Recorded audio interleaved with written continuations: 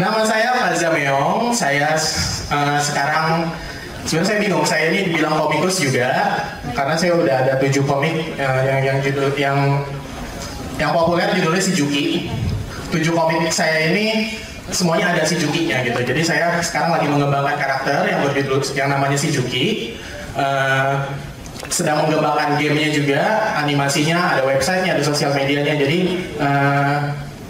ini project saya sekarang ini gitu. Kalau di luar mungkin saya cuma freelance saja ngerjain ilustrasi, ngerjain desain. Intinya sih gitu. Teman-teman yang menggeluti dunia ilustrasi, dunia karakter desain, dunia komik mungkin pengen banget kan kalau kita punya karakter desain yang sangat stylish, yang sangat kita banget, yang nggak dibilang begitu kita gambar, ih kayak Naruto, ih kayak Doraemon. Mungkin banyak ya kita yang mau banget kayak gitu.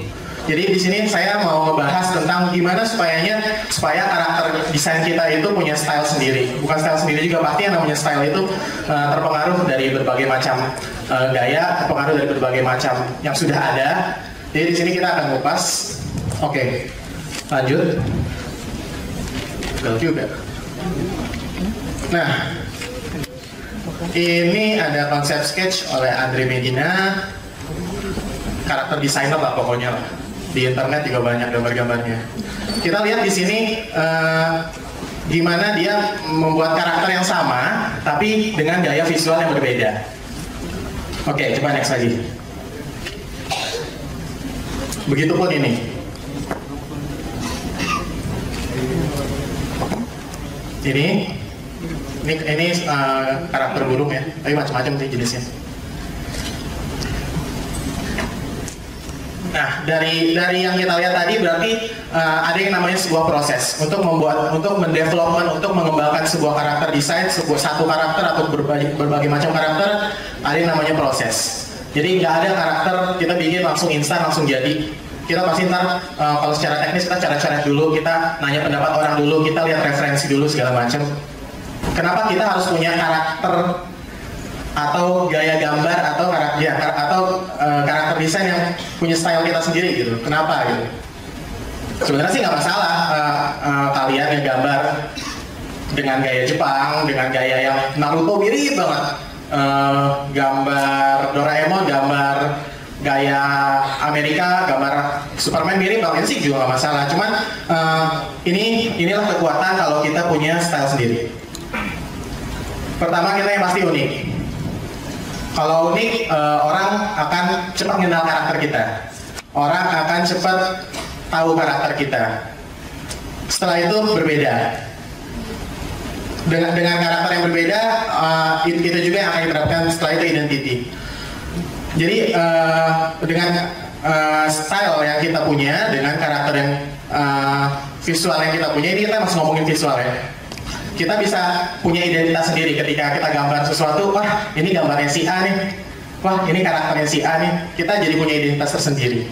Yang pertama, practice make perfect. Yang pertama, latihan terus. Nobody perfect. Jadi yang pertama, dalam membangun sebuah karakter, dalam membuat sebuah karakter, kita emang harus latihan terus. Kita harus coret-coret terus. Kita harus gambar terus yang banyak. Jangan mudah menyerah sampai dapat gitu istilahnya. Setelah itu, ini ya. Jadi gimana kita membuat berbagai macam karakter yang menarik, yang unik, yang punya identitas. Prosesnya panjang, yang saya bilang tadi itu proses. Terus want to learn. Jangan mentang-mentang kita mau bikin karakter yang benar-benar stylish banget, yang benar-benar super deform, yang benar-benar chibi, kecil atau bentuknya aneh, tapi kita akhirnya merupakan hal-hal dasar seperti anatomi, gesture, dan segala macamnya.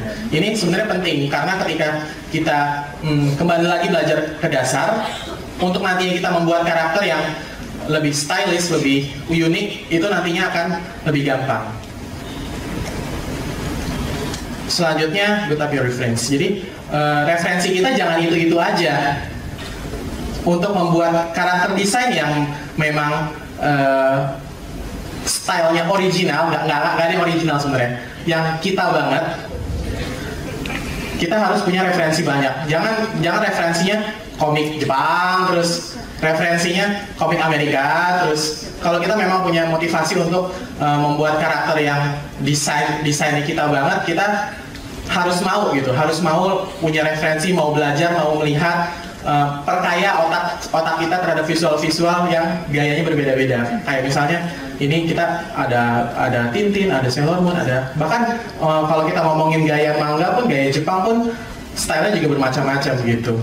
Jadi kalau memang Anda ingin supaya karakter Anda mempunyai style tersendiri, referensi jangan itu aja, yang penting itu perkaya referensi, perkaya wawasan, perbanyak deh pokoknya inspirasi visual di otak kita.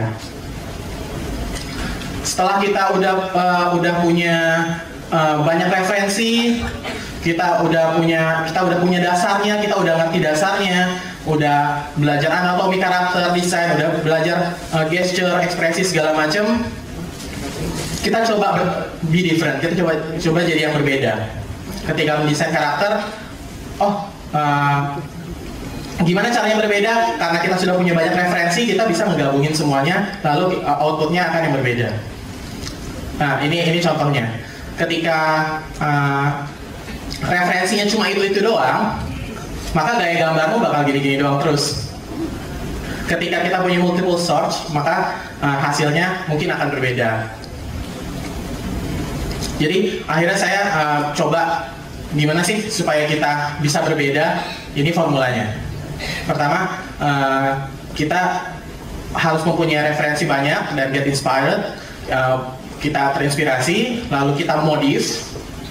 Dan yang paling terakhir itu yang paling penting adalah personal taste. Karena tanpa itu karya kita, desain kita, karakter desain kita sama sekali nggak ada kitanya jadinya. Jadi tetap personal taste kita yang paling penting. Jadi dari formula ini kita dapat style kita sendiri. Tapi yang namanya style pasti kita akan terus berkembang. Jadi itu tadi proses. Oke, tadi kita ngomongin visual. Selain visual sebenarnya ada yang namanya konsep untuk membuat karakter. Jadi kita bagi dua, ada konsep, ada visual. Oke, jadi kalau di komik atau di animasi saya ngebaginya dua. Ada story driven karakter atau karakter driven story. Jadi story driven karakter itu ketika cerita yang membuat berkembang si karakter. Karakter driven story itu ketika karakter yang mendrive story.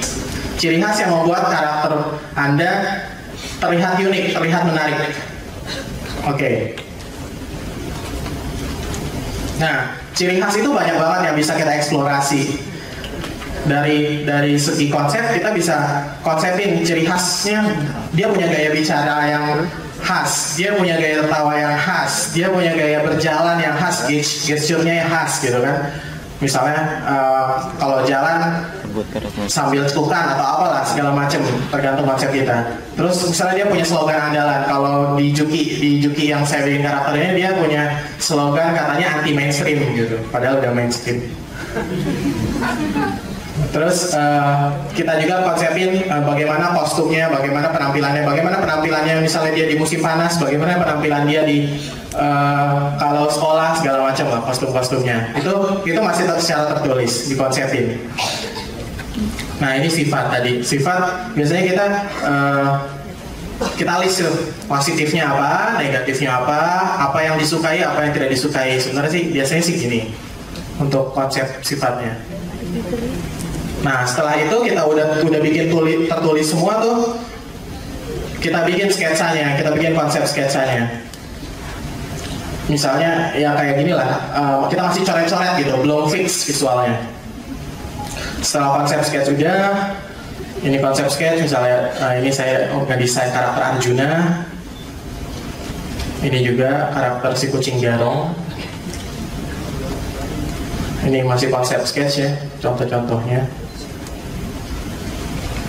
Lalu kita bikin karakter sheet. Karakter sheet itu dimana karakternya, kita bikin gambar karakter tampak depan, tampak samping, tampak 3/4, tampak belakang. Itu gunanya untuk melatih kekonsistenan kita nanti saat menggambar ini mau dijadikan komik atau dijadikan animasi. Jadi kita punya patokan, kita punya acuan. Kalau dia tampak depan bagaimana, kalau dia tampak belakang bagaimana, kalau dia segalanya lah pokoknya. Ini juga karakter sheet. Terus kita juga bikin gesturnya, kalau dia lagi ngantuk gimana, kalau lagi lari kecapean gimana, segala macam lah kita studi. Jadi kita studi gesturnya, studi gaya, studi apa? Ya gesture, gaya-gayanya bagaimana. Setelah itu ekspresinya, kita bikin list ekspresinya juga. Kalau dia senang gimana, kalau dia marah gimana, kalau dia sedih bagaimana, kalau dia terus kita coba kita cross gitu ya, kita kalau sedih tapi senang jadi terharu bagaimana. Jadi kita bikin listnya. Semua ini kita bikin semata-mata untuk ngejaga kekonsistenan kita. Pernah nggak sih ada yang nyoba bikin karakter atau bikin komik, di panel pertama gambarnya keren, di panel kedua karakternya beda lagi. Mungkin itu banyak kita alami. Nah, ini fungsinya kita buat konsep sketch, kita buat karakter sheet, kita buat bagaimana gesturnya, itu untuk menjaga kekonsistenan saat kita menggambar nanti. Jadi kita tahu kalau dia bergaya begini dari tampak belakang nanti bagaimana, supaya karakternya terlihat itu konsisten. Orang nggak melihat ini karakter yang berbeda, begitu. Ekspresi. Nah, itu semua dinamain karakter standar manual. Jadi kalau di ini mungkin lebih detail lagi ya. Kalau di industri animasi itu lebih detail lagi ininya, listnya. Nah, setelah itu kita mau dikemanain nih karakter kita?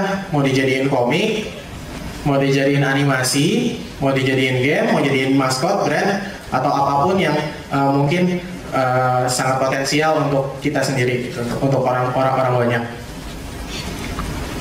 Oke, untuk pembahasan mengenai desain karakternya